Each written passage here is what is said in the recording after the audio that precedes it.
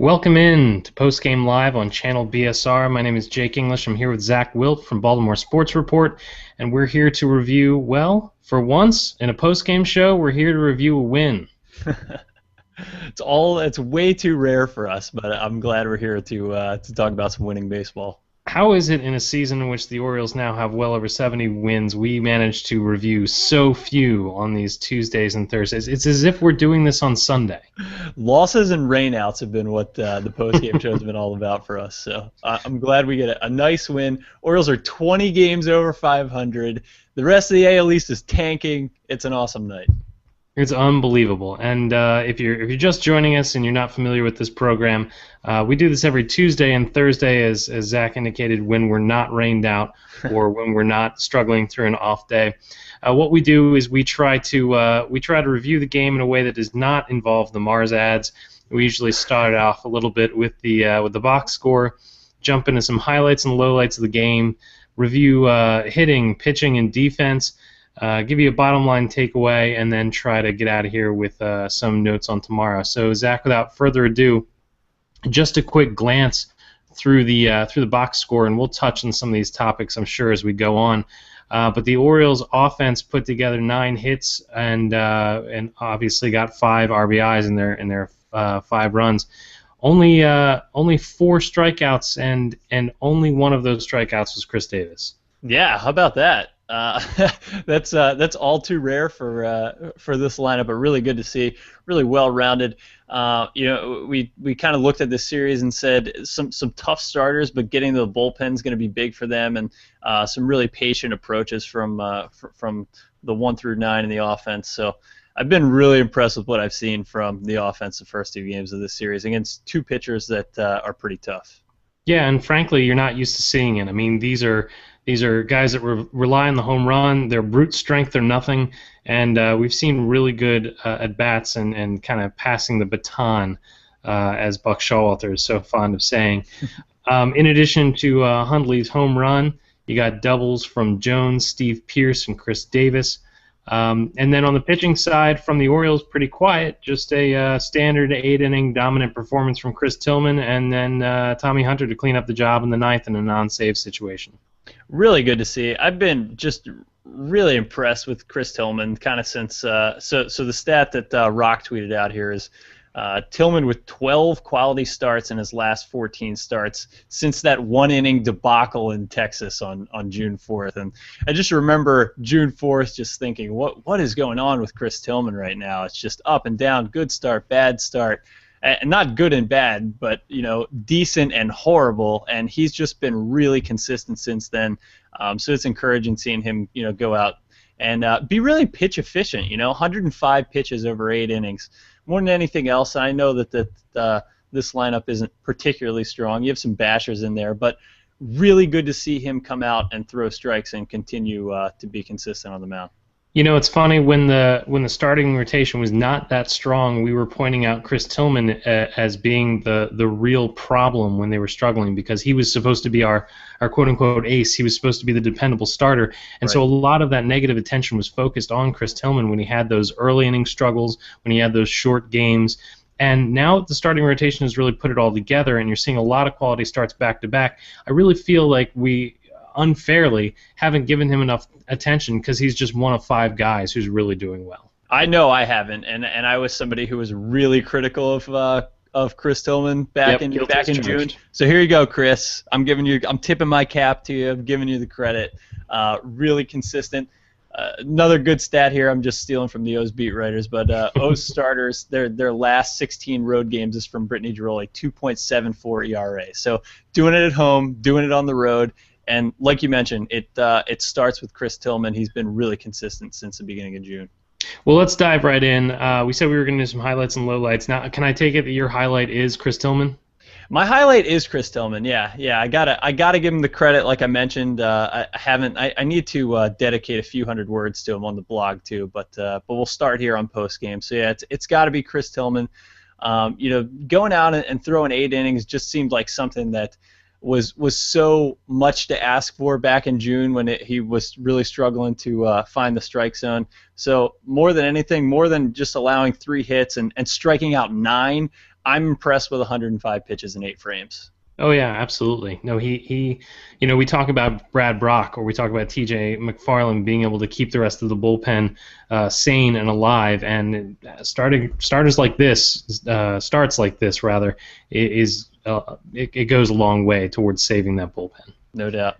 All right, my highlight for this game, I'm torn, so I hate to do this. I'm going to give you 2 quick hits. The first thing that I love to see is the insurance runs, because in both games in this series, you've seen the Orioles absolutely pour it on, and the game was close, but then they just did full separation, and you'd love to see it because, again, it puts so much less stress on that bullpen, and the bullpen is so good, but a lead makes them better.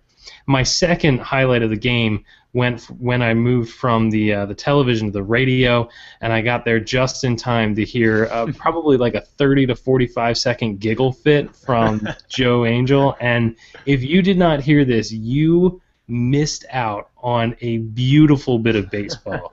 The White Sox catcher Flowers took a ball to a rather sensitive area, and after Fred Manfred had made the pun that Flowers was deflowered, I thought it was going to go no further than that. But then Joe Angel asked Fred to recap the count, at which stood at the time at 2 balls and 1 strike. And as soon as Fred got 2 balls out, Joe was gone, and giggled and tried his best to stay off the mic for, like I said, about 30 to 45 seconds. But it was the magic of Orioles baseball on the radio. There is nothing like good baseball on the radio. You're absolutely right. And I got to tell you, I stuck with TV, and Gary Thorne was having a good bit of fun with that as well. It sounds like Joe and Fred were having a bit more, but I was cracking up pretty good at Gary Thorne's commentary, kind of getting the experienced take from the Hall of Famer and Jim Palmer and saying, yeah, he might want a day off tomorrow after that one. Players love coming out here and playing every single day, but if I were Flowers, I think a day off would be in the books for tomorrow. That's for sure. So, back in the early aughts, they used to swap the radio and the TV guys. Jim Hunter would go and do a couple innings of one, and Manfred would do a couple of innings of the other, and it kind of makes me wonder, what would Joe Angel and Gary Thorne be like in the same booth? Can you imagine that? That's the dream, Jake. That is the dream, man. I'd love to see that. I got to tell you, I really enjoy listening to Hunter. Enjoyed listening to Hunter when he was filling in for Manfred on the radio. I really think that he sets the scene, when there's no visual, real well. So I enjoyed him in that role. I think it would be a fun experiment. So if anybody out there important is listening, let's make it happen. Let's get Joe and Gary together, whether radio or TV, man. That'd be a blast.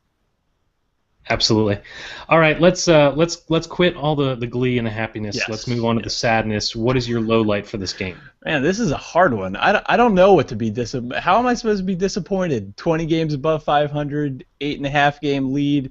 I don't know. I guess I'll go with Markakis with an 0 for 4 and a strikeout, but I think about Markakis and I think about him robbing a home run last night and then hitting a 2-run blast, and how can I really be disappointed in the guy? So if you're forcing me to make one, that's what I got. What are you going with?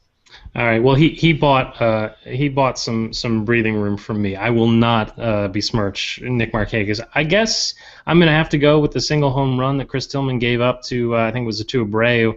If you're going to make a mistake, make it a solo, and then make it not matter with the rest of your game, and wait for that great offense of yours to catch up. So I guess that has to be my low light. Otherwise, it was a fantastic game. Yeah, really hard to be disappointed in anything here. All right, well, let's take a look at the offense. I got a couple notes here, and I'm sure you do as well. One thing I wanted to point out was manufactured runs, and manufactured runs with 2 outs, which is really nice to see. In the first inning, we were treated to a double by Pierce and then a single to drive him in by Jones. Then in the 6th inning, it was a double by Jones and a single by none other than Delmon Young, and a double by Chris Davis. Again, not the long ball, but the Orioles getting it done and manufacturing some runs. Yeah, this is really nice. This is a really good point, Jake, because this team is so dependent on the home run. I think back to Friday night against Corey Kluber, facing a good pitcher, no home run for the Orioles lineup, a really good start from Wei and Chen, and they lose that game. And in my mind, I'm thinking, man, this is a team that in all likelihood is going to win the AL East, is going to be in a postseason where they're going to face some good pitching. And I just worry about games like this. And it's nice to see them, I know they had a home run. Nick Hundley goes deep, but it's really nice to see this offense manufacture some runs like you mentioned. Yeah, especially because they are home run hitters, but at the same time they're all good all around hitters, with the exception of a couple. And I hate to do it. Let's talk about Chris Davis. It's so good to see a double from him. I'm more excited about a double at this point than I would be a home run. A home run would be ho hum. We know he can do that. Right. But let me ask you this: are we getting to the point with Chris Davis where, to protect his confidence, to help bring that average up, do you think that he should be pulled for Flaherty as a defensive replacement at third so that he doesn't have to face the meaningless strikeout at the end of that game? Yeah, that's a really good question. Maybe. I could be on board for that late in the game. To me, I'm more happy seeing Chris Davis not hit number 2. I'm fine with Chris Davis in the 7 hole to build up that confidence. I know it's a 1 for 4 with 2 RBI, but the big takeaway for me is 1 strikeout. So he's at least putting the ball in play. So I don't know. Let's see what we get out of that 7 spot for now. But yeah, I'm with you. I think if that's what it takes to get the confidence up, I'd be on board for that. But I'd like to see him down at the bottom there. And try to build up the confidence from that spot. What do you think? Yeah, I think he's fine at the bottom of the order. I really think, though, it might be time to start pulling him in situations in which the game is decided so that you don't have to see him struggle. And especially if he's had a 1 for 3 or a 2 for 3 or something like that, just get him out on a high note so that he's got something to build on the next day. Because right now the last taste that he has is that strikeout, that frustrating high and away fastball he chased, for another K instead of the double. And I'd rather him focus on the double and how that felt and that moment and building on that. So there's a reason that I'm not a major league manager, but. Yeah, that's where I stand on that one. Well, if we're staying positive, a 1 for 4 will bring his average up. So it's a backhanded highlight if I've ever heard one. Sorry. One last thing from me that I noticed is that Jones was taking the ball the other way just about all night, even in his outs. He had that double down the line, which is great to see, but he was also poking the ball the other direction and hitting ground balls to the first baseman.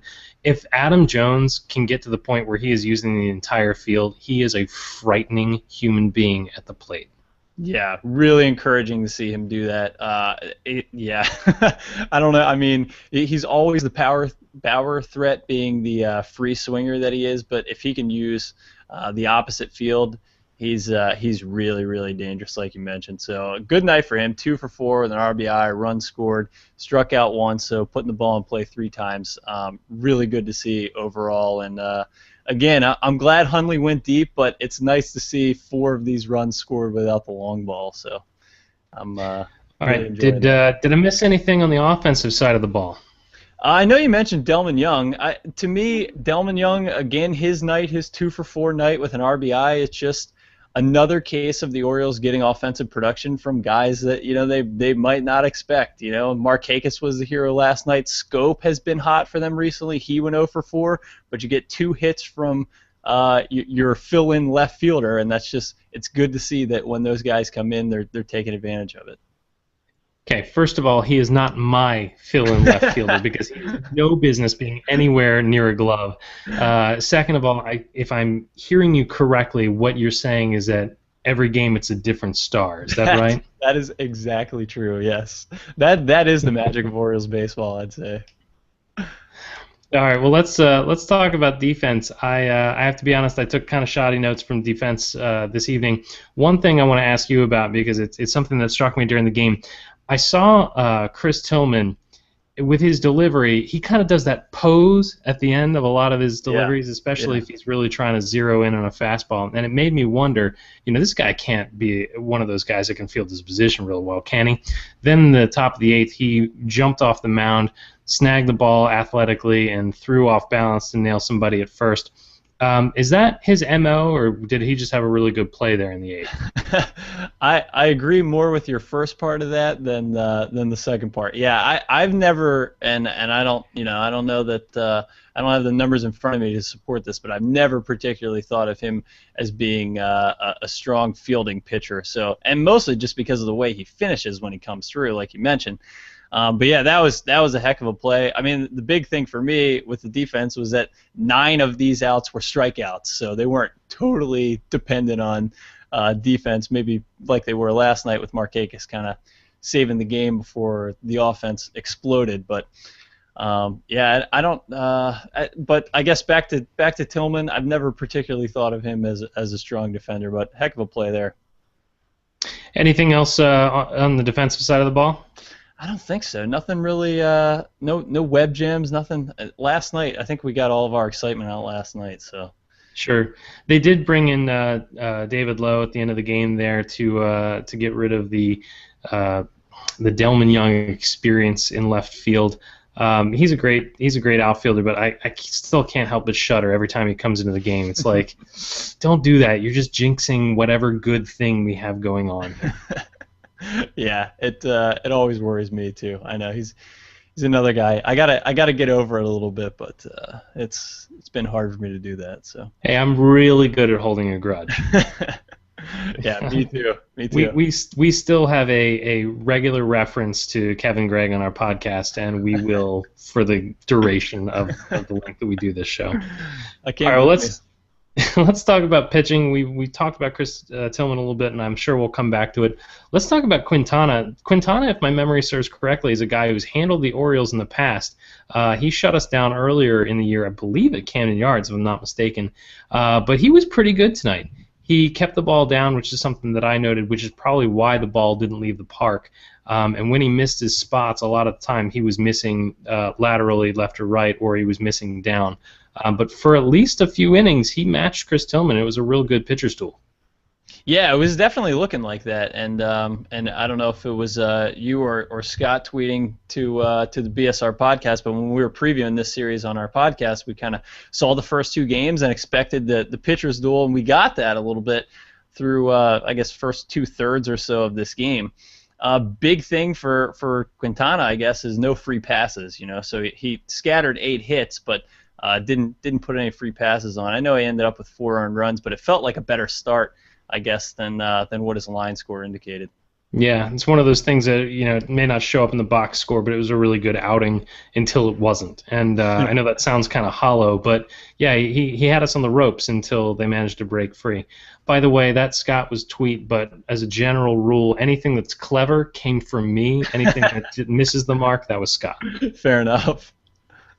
All right, so Quintana gave way to the Chicago bullpen, which is historically bad. Yes. So let's go ahead and talk about Chris Tillman. One thing I was incredibly impressed with was just how many 3-up, 3-down innings he had. At one point, he went through 10 straight batters, and after giving up a home run early, he really just clamped down and he mowed through the White Sox. Yeah, it felt a little bit like what we saw from Bud Norris, too, where you just kind of get in that groove, pounding the strike zone, 3-up, 3-down, games moving quick. I mean, we were under 3 hours, obviously, coming up here doing the post-game show a little bit earlier than I expected. So it's good to see him get in that groove. And, I realize I'm referencing what Bud Norris did yesterday, so maybe some of that has to do with how terrible this lineup is. I don't want to take anything away from the Orioles starters because, as we mentioned at the top of the show, they pitched really well the past, I don't know, I guess month plus at this point. Yeah, so they've done it to everybody. Yeah. The interesting thing I thought was that this was Hundley catching, and we've had a lot of the starters come off the mound and say how much they enjoy throwing to Caleb Joseph. Not that they don't enjoy throwing to Nick Hundley, but it seems like we have 2 guys behind the plate who know what they're doing, who have bonded with the staff, who call a good game, who keep everybody together and on the same on the same page and stuff like that. So it was good to see that from both catchers this week. And like you said, maybe it's just the bad lineup, but I'll take that as a takeaway. And while we're talking about Nick Hundley, we can't finish this point without mentioning a stolen base from Nick Hundley, which is I mean, I don't know what I put as the highlight, but that should have been my highlight of the game. So you blew it. Congratulations to him. Chris Tillman, while we're talking about him, he had 1 walk against 9 strikeouts, which is just fantastic. The one thing that blew me away was his curveball. His curveball was working tonight, and it was just filthy. There's no working with that curveball tonight. Yeah, Palmer mentioned that on the broadcast. So anytime you get the recognition from him, you know something's going well for you. Yeah, good to see him locating the off-speed stuff with the fastball. Just all around, I was really, really impressed with what we saw from him tonight. All right, well, I'm gonna breeze through the bullpen. I don't really have much to say about the Chicago bullpen other than thank you. And as far as Tommy Hunter, he got an inning's worth of work in. Nothing to see here. With that, let's go to the bottom line takeaway. I mean, what do you take away from this game that we saw tonight? For me, 2 good starting pitchers, and it's really good to see the Orioles lineup chip away at them, and eventually, I mean, you look at the box scores for these games and think that the Orioles blew them out of the water, but when I looked at these matchups, I thought these would be much closer games. So it's really encouraging for them to face good pitching. Like I mentioned, they faced Corey Kluber on Friday, and that was one that had me worried.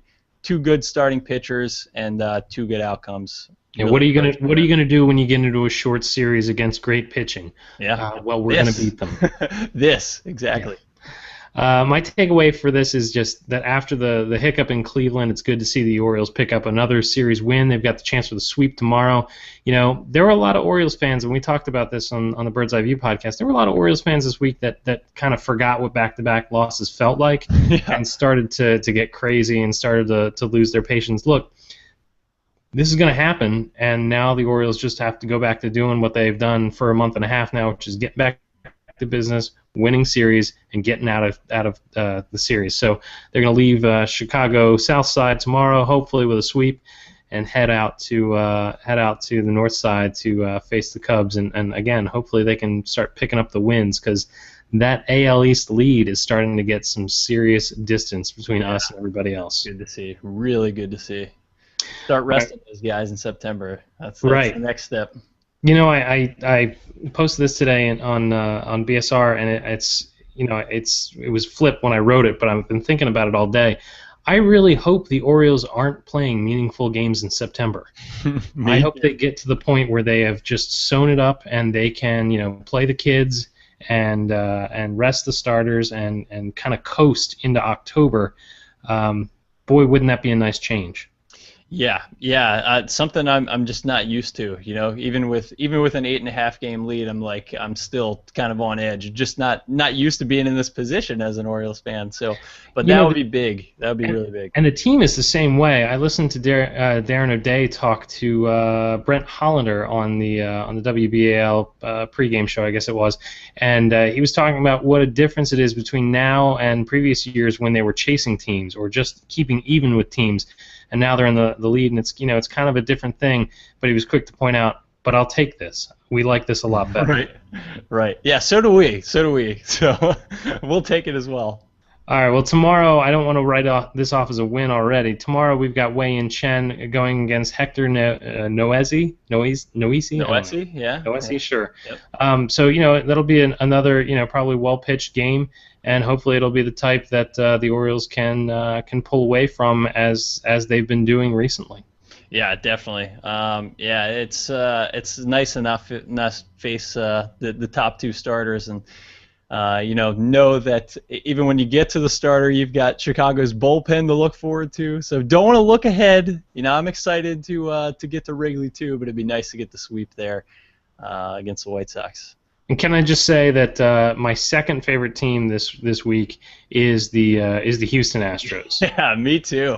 I've got a very dear friend who lives in Houston. He's a diehard Astros fan, and so I have a soft spot in my heart already for the Astros. But they have handled the New York Yankees this year, and keep going, Astros. You do what you do in Yankee Stadium. Yep, we're rooting for you. All right. Well, I don't think there's much more damage we can do to this particular post-game show. Zach, is there anything else about tonight's game that you think that you just can't get away from this post-game show without imparting on us? Well, I was saving Nick Hundley's stolen base, and I already gave you that, so that's all I got. Go get the sweep tomorrow. All right. Well, tell us about the BSR podcast. What do you have going on this week? BSR podcast, yeah, we're looking ahead to the series in Chicago. Jab and I are both headed out to Chicago a little bit separately. He's headed to the first 2 games. I'm headed to the Sunday game, so we talked a little bit about that, although you guys kind of gave the better preview of what everybody should expect in Chicago.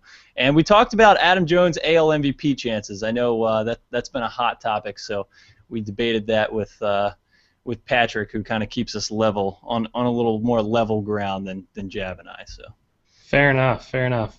On Bird's Eye View, as you indicated, Scott is also going to be at Wrigley. We talked to Corey Finneran from the Ivy Envy podcast, who's obviously into the Cubs and knows what's going on both at the stadium and with Cubs baseball. He talked a little bit to us about Jake Arrieta and some other old friends at the Cubs organization, and then we got into a little dramatic reading of some Adam Jones material by way of Teddy Roosevelt. So it was something. If that doesn't sell it, I don't know what will. All right. Also, before we get out of here, I just want to point out that I saw for the first time on the BSR network that there is a Ravens Devoted podcast that came out today. That's right. Yeah, The Call, their first episode on Baltimore Sports Report, came out this afternoon. So we're thrilled to have them on board. And if you're a diehard Ravens fan, go subscribe to The Call and check it out at BaltimoreSportsReport.com. All right, great. Well, we're gonna rock out here again. Orioles big winners. They take 2 of 2 so far in Chicago against the White Sox, and they go for the sweep tomorrow. For Zach Wilt, I'm Jake English saying thank you for watching, and come back and see us for the next post-game show.